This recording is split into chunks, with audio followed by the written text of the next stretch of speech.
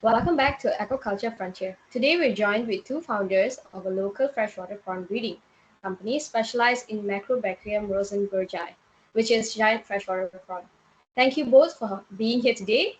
So to start off, we have the first question, which is, could you share which genetic breeding improvement strategies are applied in your company, such as mass selection, family selection, or marker-assisted selection? That's a very good question. Thank you for having us here. So, at our company, one of our key production goals is to produce monosex male prawn cultures of Monobrachium rosenbergii. This is because the male prawns they grow faster, they reach larger size, and they give more consistent harvest yields compared to mixed sex population. So, to achieve this, our genetic improvement it's mainly done through selective breeding with a strong emphasis on mass selection. Amar, do you Uh, want to continue? Okay. yeah, exactly. This method is practical and reliable for our scale, and we select broodstock based on consistent performance over multiple production cycles rather than single observation. Oh, that's nice. Thank you. That gives a very clear picture on your priorities of your company.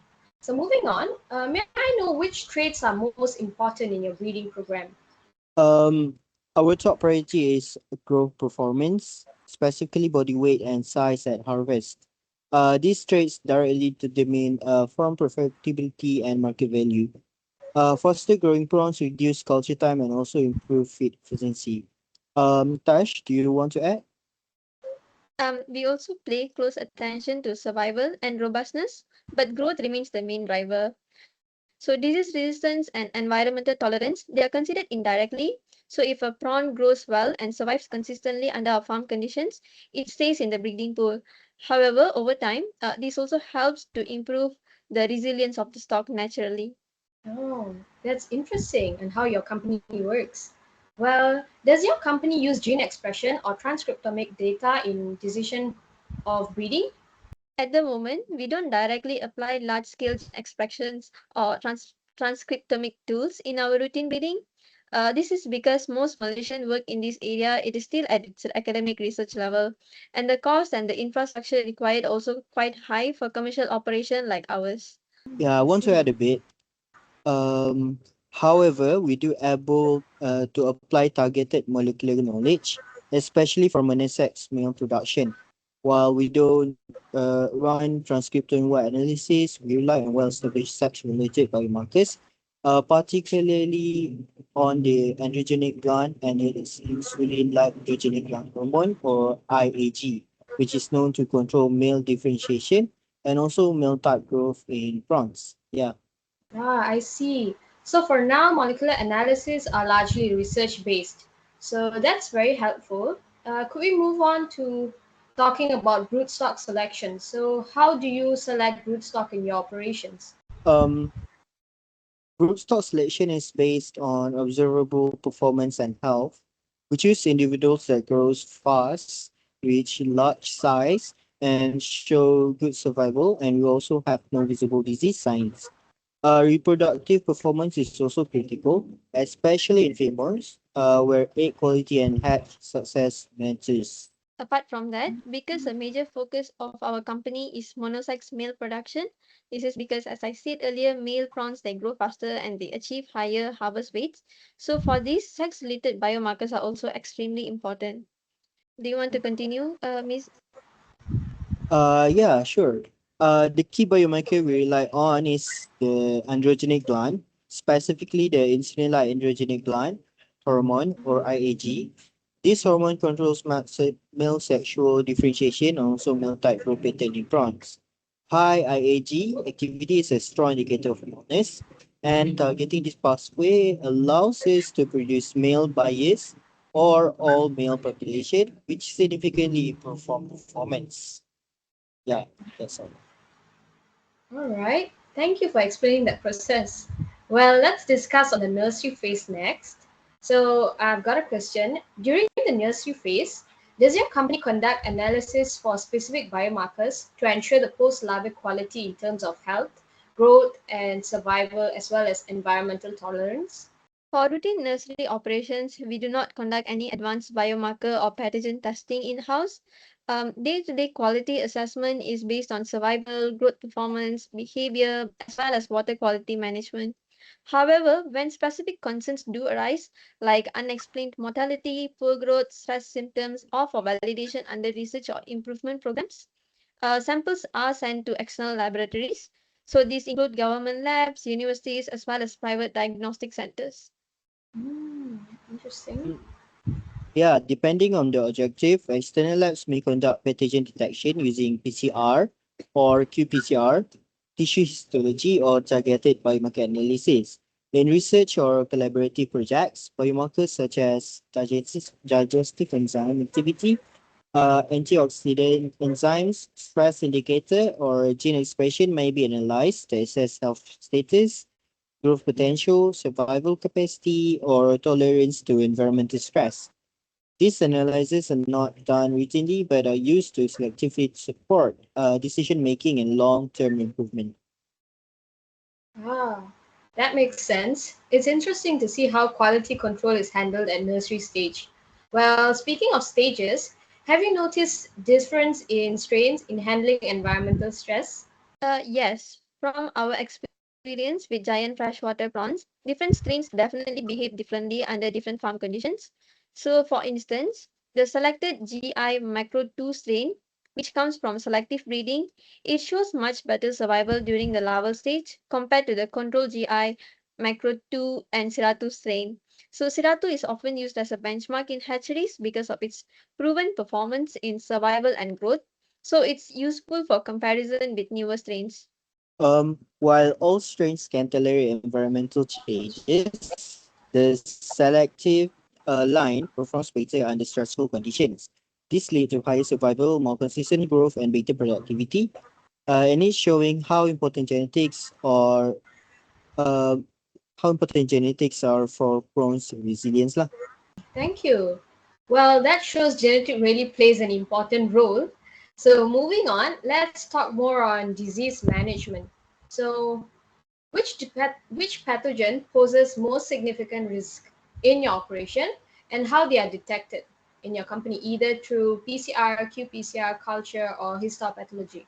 So in our company, the key viral pathogens that we face in our prawns include the Macrobrachium rosenbergii nodavirus, MRNV, sorry for that, and extra small virus, XSV, which actually causes white tail disease as well as high larval mortality. So hepatopancreatic parvovirus, it actually slows growth, and normally detection is done via PCR or RT-PCR, and it will be confirmed with histology. Emerging viruses like Binna viruses are studied using qPCR and metagenomics, but they are not really affecting our farm as of yet. Do you want to explain further, Miss? Yeah, sure. We do face major bacterial pathogens too, such as Aeromonas, Citrobacter, Lactobacillus, and Vibrio species. Microsporidian parasite, Enterocytozoan hepatopenae are also a major problem as it reduces growth by affecting the pancreas. Identification of bacteria and parasite is mainly done in diagnostic or research lab using culture, PCR, and histopathology. Wow, Yeah. right. It's clear that the laboratory support is crucial. Next, we'd like to hear about your microbial community profiling. Could you all share more at which stage of production this method is used? Yeah, sure. In our operation, microbial community profiling is usually carried out in collaboration with external researchers and academic partners. When profiling is needed, we mainly rely on 16SR RNA gene sequencing because it is cost-effective and practical for tracking microbial community changes over time, especially compared to full metagenomic approaches. Yes, I agree with Miss. So we do apply this monitoring at multiple stages. So at the bootstock stage, we look at gut samples and also the raring water tank to make sure the microbial community there is stable and there is no buildup of harmful bacteria that could be passed on to the offspring. During the hatchery phase, we pay close attention to larval tanks and water microbiota because even small microbial shifts can actually have a big impact on larval survival and growth. At the grow out stage, we monitor the pond or the RAS water, sediment, and occasionally the prawn gut samples to understand how microbial communities relate to growth performance and disease issues. I appreciate the details. Well, it's helpful to know how microbiome is monitored throughout the production, and it's very good actually. Well, let's talk about maintaining genetic diversity now. So, how does your company balance selection intensity while maintaining genetic diversity across families or lines? So balance is very important for us. While we aim for fast genetic improvement, we try to avoid selecting too heavily from just a few top performing families. So instead, we use a structured family based approach where selection happens both among families as well as within families. Miss would explain further on that. Yeah, we also control the number of offspring contributed by each prospect pair, so no single family dominates the next generation. This helps us maintain enough genetic variation while still improving key traits like growth and survival. Mm. So yeah, our goal is steady long-term improvement rather than short-term gains that could compromise our stock quality later on. Wow, that's really nice. That provides a very clear strategy of sustainable breeding. And related to this, how do you prevent inbreeding or genetic drift in your prawn stocks? Yeah, first, we maintain a large and diverse stock population using many unrelated individuals rather than repeatedly relying on the same breeders. We carefully plan our mating and avoid reusing the same males and females across generation. Touch, would you like to say more? Yes, thank you, Miss. So we also try to equalize family sizes as much as possible during the early rearing stages, so genetic contributions will stay balanced. In addition, we also periodically introduce new unrelated broodstock, but only after strict health screening to refresh the genetic diversity without introducing disease risk. Hmm, that approach seems very effective. Well, moving on, finally, let's discuss on how farming systems, whether ponds or RAS, support or limit your genetic improvement program. So our system of choice it plays a big role in our farming. So our breeding program is conducted entirely in pond-based system. This helps expose the prawns to natural variations in water quality, temperature, and other environmental factors. Do you want to explain further, Miss?